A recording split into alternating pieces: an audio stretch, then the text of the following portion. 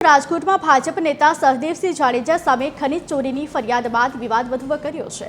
ગોંડલ તાલુકા police સ્ટેશનમાં ગુનો નોંધાયા હોવા છતાં સહદેવસિંહ તાલુકા પંચાયતની સેન્સ પ્રક્રિયામાં હાજર રહેતા અનેક સવાલો ઉઠ્યા છે। તેઓ પોતાના પત્ની માટે ટિકિટની દાવેદારી કરવા પહોંચ્યા હતા।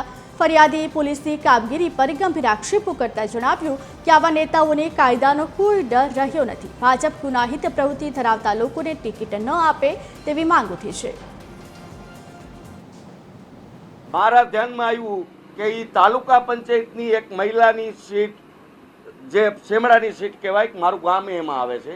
એ શેમડાની સીટમાં એમના પત્નીના પ્રતિનિધિ તરીકે સેન્સ પ્રક્રિયામાં ગયા।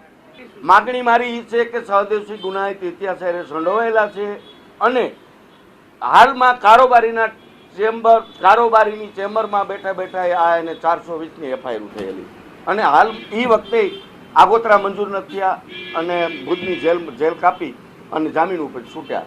એવા આરોપીએ ટિકિટ માગી છે। એવા હું ભારતીય જનતા પક્ષને કહું છું કે આવા ઉમેદવારને ટિકિટ ન આપવી।